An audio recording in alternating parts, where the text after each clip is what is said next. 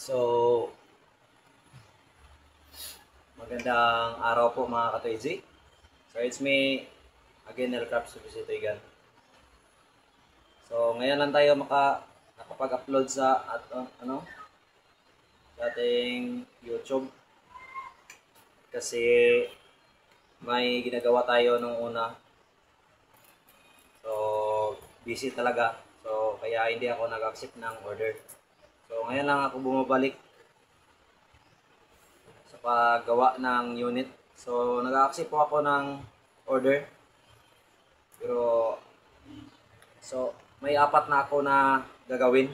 So, tatlong M4 at saka isang ER15 na design. So, yung ER15 is 8mm, saka yung isang M4 is MP Julin yung bala, at saka dalawang M4 is 8mm. So, ito pala yung unit na ginagawa ko. So, tapos na po siya. Kulang na lang is kulay. So, all black po yung ikukulay natin ito. So, yung design pala nito is ER15. Tsaka MP Julin na po yung bala nito. So, ito pala mga ka-Toyzy is available to sa akin. So, ano siya, medyo mura lang siya kasi personal unit ko to na binago ko lang.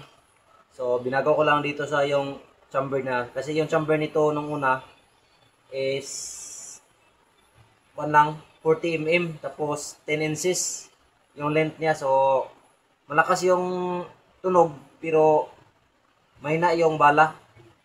Yung range ng bala. So, ito 50mm tsaka 11 inches na po yung length niya. Tsaka tatlong divider. So, ang pagitan ng divider nito is 5 inches. So, first divider. Tsaka 3 inches second divider. So, 3 din dito. 5, 3, 3. So, 11 inches lahat. And then, yung butas ng bawat divider is 20mm lang po. Yan. Okay po yan sa pangbutin na ganitong design. So, with magazine, MP Julin yung bala. So, malaki yung butas talaga kasi MP Julin. At malakas yung tunog, MP Julin kasi. So, available to sa akin. So, medyo mura lang. Kasi, hindi ito bago. So, nakita ko kasi ito sa basurahan, itong body niya. So, ginawan ko ng DIY na magazine. At saka DIY din na kasahan. So, itong kasahan pala niya is PVC lang. So, matibay naman. So, legit na matibay talaga. So, available po ito. Walang scope. MP Julin ng bala. So, yung frame niya is tatlong sirens na pinutulan na natin. Tsaka dalawang butin canister. Yung isa is in position. Tsaka yung isa naman is naka-down lang yung position dapat. So, ito yung hindi in position. Ito yung in position. So, may gapas may kuton po siya sa loob. So, ang kaibahan lang ng in position na valve, na canister, kunti lang yung ilagay mo na butin. So, kunting butin lang yung ilalagay mo rito. Kasi pag maramihan mo, so hindi siya puputok. Kasi yung lalabas is liquid na, hindi yung hangin. So, dapat yung hangin lang ng butin yung papalabas natin sa canister. So, i-try natin mga ka-Toyzy. Dispire lang, walang bala. So kahit nakaganyan po ito, puputok po ito kasi ini-position yung button canister. So 3 to 5 seconds lang po yung pagkasa.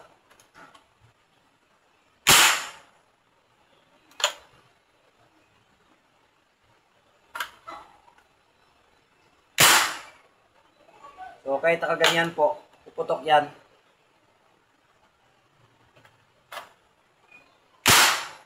Kahit naka-straight, putok din yan. So mura lang po ito mga ka-TJ. 3.9 lang po ito. So 3.9, 3,900 lang po. So note lang, for your information lang po. So bakit magtaka kayo na bakit malalaki yung mga bolt na nilalagay sa nut. So ito po ay nakita ko lang sa basurahan. So medyo sira na siya. Kaya yung ginagawa ko, hinapan ko ng mga bolt na malalaki para ano siya, ma-fix din siya. So itong scope niya is hindi to totoong scope pa. Laruan lang po ito. Laruan. So kung pwede ko naman to isasama pag shipping para may forma naman. So ganitong design talaga, need talaga siya ng real scope. Wala po siyang open sight. Wala siyang open sight. So need talaga siya ng scope. Pwede na yung red dot scope. Bagay siya sa mga ganitong design, yung red dot scope. So yung haba pala nito is malapit na sa 1 meter. So yung bigat is nasa mga 2 kilos po yung mga bigat nito. So medyo malaki po yung ano niya talaga, oh. Ito na, boy.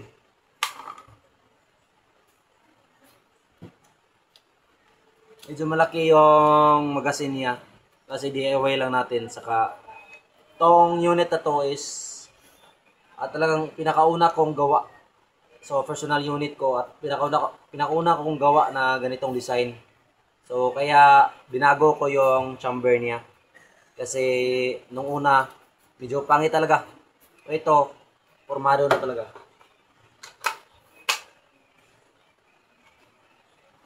So lagyan natin ng bala.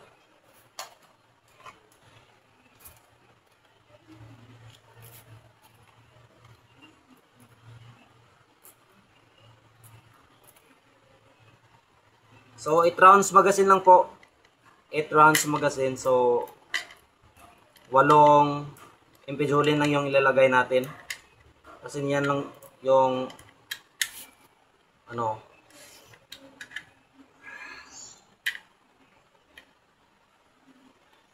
7 lang pala. 7 impijolin lang yung ilalagay natin mga ka-toy. Kasi medyo yung spring kasi nito is medyo ano siya, hindi siya malambot, matigas ba, medyo matigas yung spring niya. So kaya 7 rounds lang po, okay naman, okay na yan, 7 rounds. So dapat pagpasok talaga ng magazine is paganyan, tulak niyo lang ng paganyan. Then paggamit ito, pagkasa, dapat naka full cock. So pag pag tulak mo, dapat full cock full din. Full cock yan. Tapos pag tulak, nalakas din.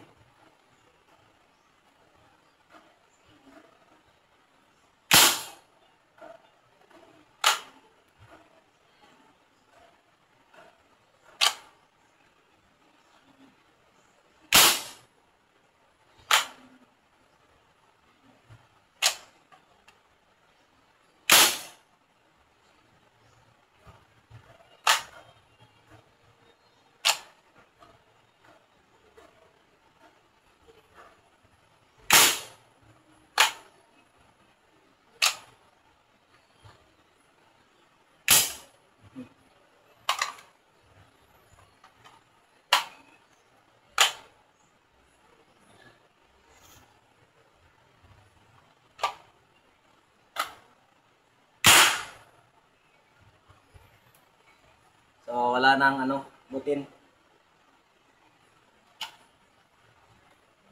So paglagay pa lang ng butin, pag refill ng butin, ganito po. So itong malaki, lagyan niyo na lang ng ganito. Yung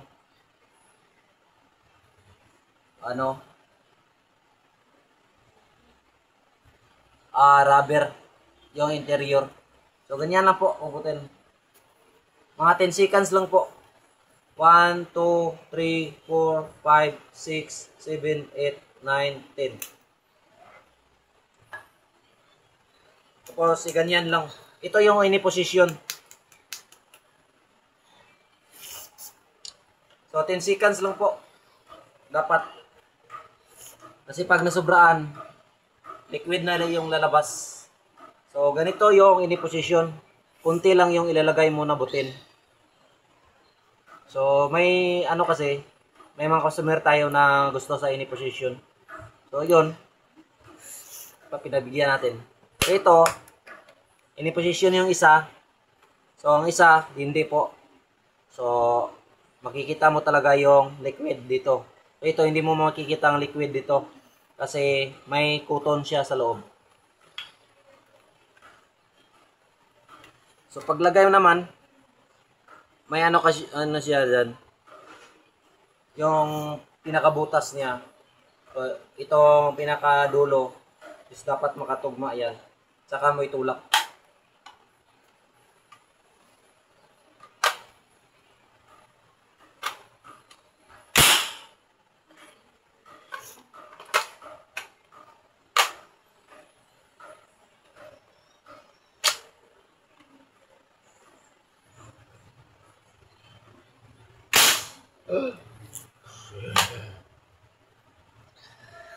Boy.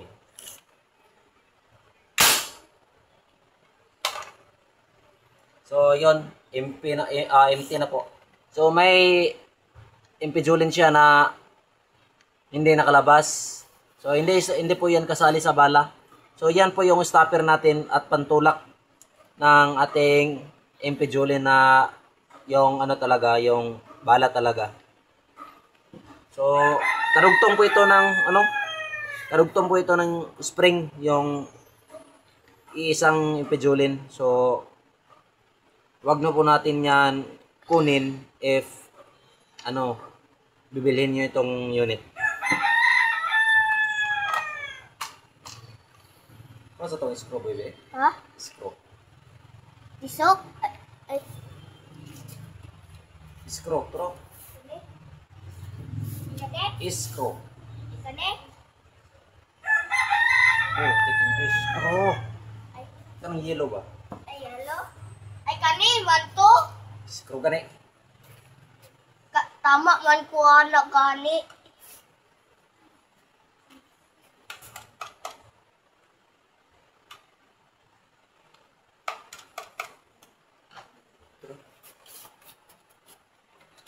So again, 3.9 po itong unit. Kayo na bibili ng scope. So may free ako na 50 pieces na bala na impidulin. 2 butin canister. Ini-position yung isa at isa hindi. 3 1 ml syringe na pinatulan na natin. So removable. Removable. So ito 40 mm.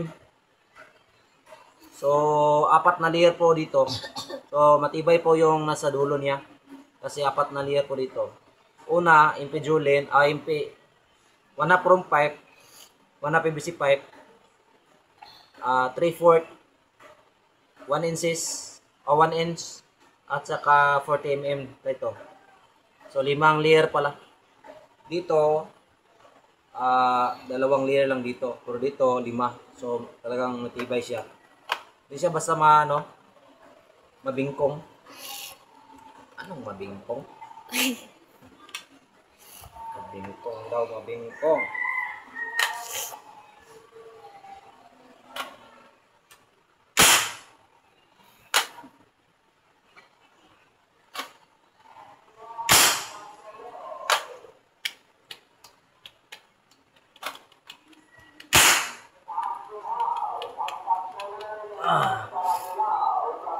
So ito yung hindi any position. So pakita ko sa inyo kung paano maglagay, mag-refill. So ganyan lang po.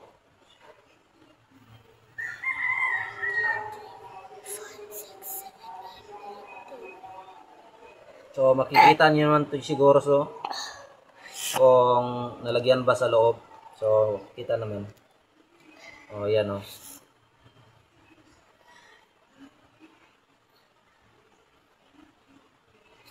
So yan po. Ganyan po pag refill.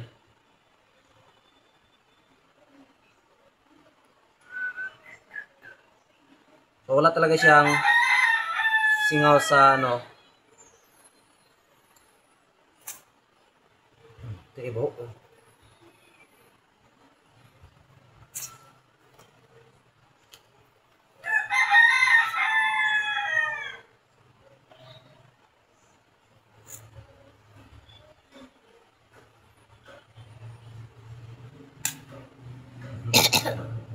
Ito lagi buhok kayo. So ito po yung hindi any position. So ano siya? Bakit ganito yung itsura? Ano kasi yan? DIY lang po kasi nasira po itong dito yung pinaka ano talaga niya, original. Ang nagawa ko yung nozzle ng spray paint, yung Pilox. So ito DIY ko lang. So okay naman siya. Walang problema at saka matibay pa. So try natin to. Hindi any position.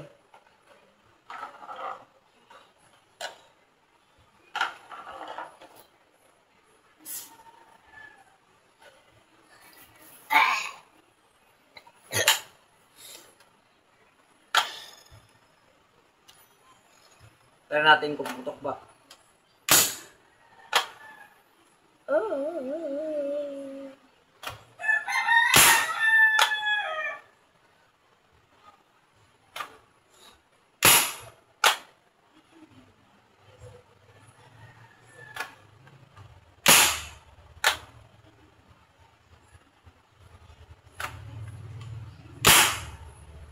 So okay naman.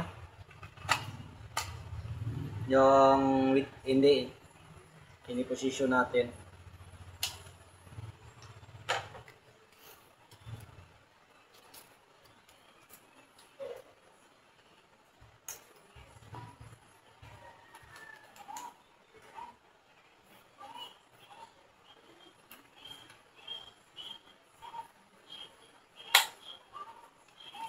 So paglagay pala ng ini position na buting ganister, dapat 10 seconds lang. 10 counts pala. So ito pagka sa 5 seconds.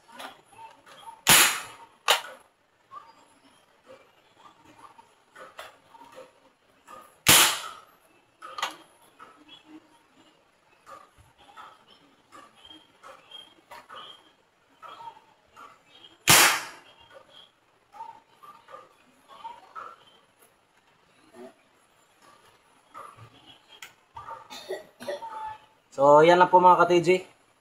So, may ilalagay ako na FB account ko sa comment section. Doon lang kayo mag-PM kung bibilhin niyo itong laruan natin. So, ready to ano na po siya. Kulay na lang ang kulang.